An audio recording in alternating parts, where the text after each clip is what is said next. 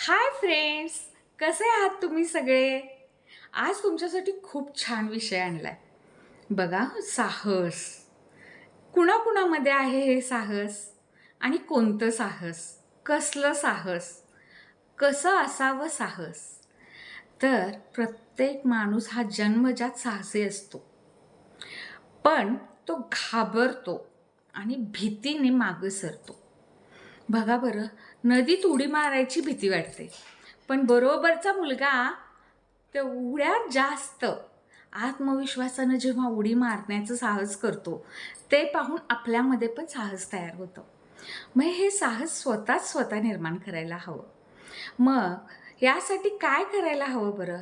जरा शांतता, mobile, T V, माणसांचा गलका यांच्यातून बाजूला जाऊन स्वतःसाठी थोडा वेळ द्यायला हवं. मग मनाचं सामर्थ्य वाढवायला हवं. मनाच्या सामर्थ्याबरोबरच आपल्यामध्ये जे जे कमी गुण आहेत ते वाढवायला हवेत आणि त्याच्याबरोबर साहस पण वाढवायला हवं. बरं, अंधाराची भीती वाटते, पण अंधारात जाण्याचं साहस किती सोपं आहे सांगा बघू.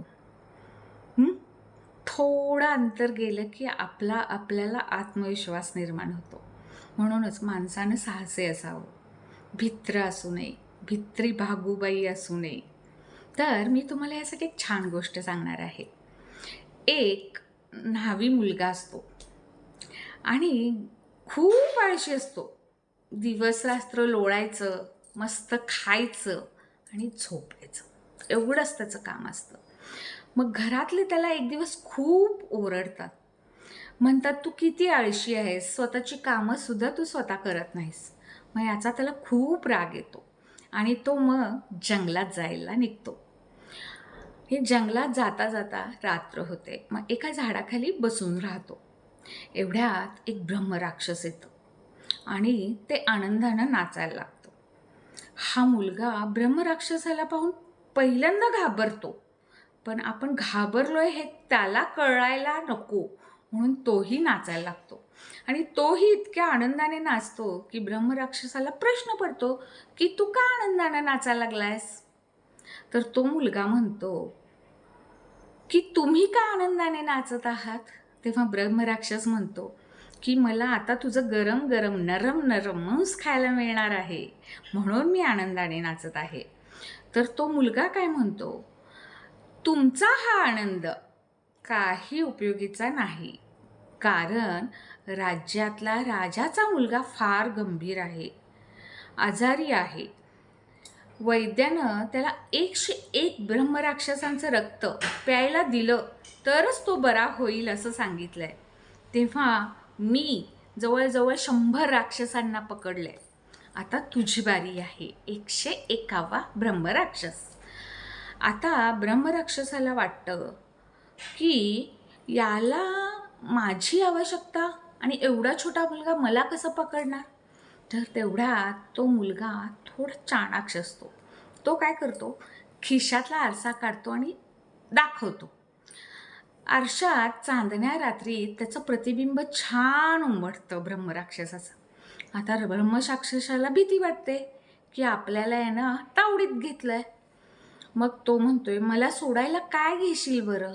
तर तो मुलगा म्हणतोय, मी तुला सोडणार नाही, तुझं रक्त त्या राजाच्या मुलाला देणार आणि राजाच्या मुलाला आजारीपणापासून वाचवून निरोगी केल्यामुळं मला राजा अर्ध राज्य बक्षीस देणार आहे.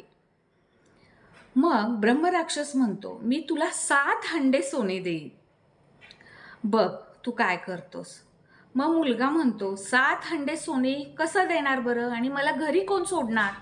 तर ब्रह्मराक्षस म्हणतो की 7 हंडे सोन्याचे मी तुला देईन आणि त्याचबरोबर 1 मिनिटात तुला तुझ्या घरी पण सोडेन. आता तो मुलगा आनंदानं हर्षित होतो, पण मनातल्या मनात तो आपला आनंद दाखवत नाही. आणि तोपर्यंत ब्रह्मराक्षस काय करतो, जे झाडाखाली तो बसलेला असतो तो झाड उपटून काढतो आणि त्याच्यामध्ये 7 हंडे मातीतून वर येतात. त्याच्यामध्ये हिरे, माणिक, मोती इतकं सोनं असतं ना की मुलगा खूप खुश होतो. आणि राक्षसाला मात्र भीती असते की आपण हे हंडे आणि त्याला घरी पोचवलं तर आपली सुटका होईल. मग तो काय करतो, एका डोळे मिटायच्या आत त्याला त्याच्या घरी त्या हंड्यासहित पोचवतो. पण हा मुलगा खूप चाणाक्ष असतो. तो त्या ब्रह्मराक्षसाला सोडत नाही. तो काय करतो, तर माझं धान्य जे कापायचं आहे ते तू आज कापून ये असं सांगतो. तर हा ब्रह्मराक्षस आपली आज्ञा म्हणतो आणि जातो आणि ते धान्य कापत असतो. तोपर्यंत शेजारहून एक दुसरा ब्रह्मराक्षस जात असतो.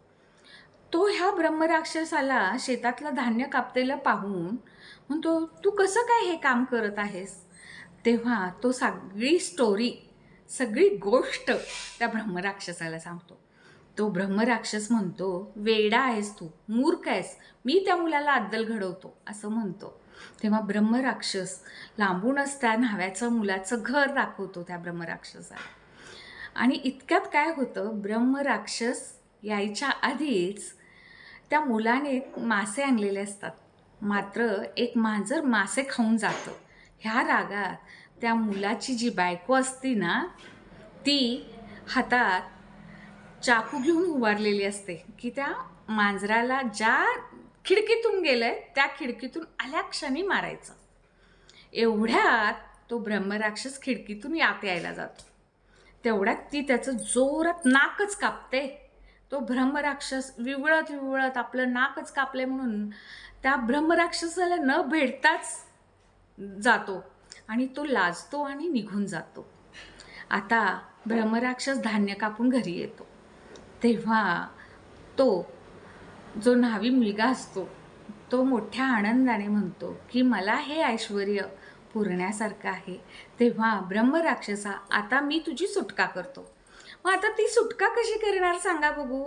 तर त्याला आरशात प्रतिबिंब दाखवलेलं असतंय. मग तो जो न्हावी मुलगा असतो तो काय करतो, त्याला उलटा आरसा दाखवतो. आता त्यात त्या ब्रह्मराक्षसाचं प्रतिबिंब दिसत नाही. मग त्याला वाटतं की आपली सुटका झाली आणि तो धूम ठोकतो. असा हा आळशी न्हावी मुलगा स्वतःच्या साहसाने 7 हंडे सोनं जमा करू शकतो. स्वतःचं रानातलं धान्य कापून घेऊ शकतो. म्हणजे साहस किती महत्त्वाचं आहे बघा. आपण पण साहसी असायला पाहिजे. कितीतरी साहसी मुलांच्या गोष्टी, माणसांच्या गोष्टी आपण ऐकलेल्या आहेत, पण त्या आपण ऐकतोच. पण आपल्यामध्ये पण साहस आहे हे दाखवायला पाहिजे. आणि ते साहस दाखवण्यासाठी स्वतःला मोटिवेट करायला हवं, मानसिक सामर्थ्य वाढवायला हवं. आणि हे काम फक्त तुम्हीच करू शकता, स्वतःचे स्वतः. हे कोणी बाहेरून दुसरं कोणी करणार नाही. ये रे बाबा मला थोडं साहस दे, नाही होत असं. म्हणून स्वतः साहसी बना. म्हणजे तुमचा साहसीपणा एक दिवस तुम्हाला नक्की मोठं घडवेल. चला, आजची ही कथा माझी तुम्हाला आवडलीच आहे. मग माझं हे चॅनल सबस्क्राईब करायला तर 100% पाहिजेच ना. चला, बेस्ट ऑफ लक माझं चॅनल सबस्क्राईब करायला. Okay, bye.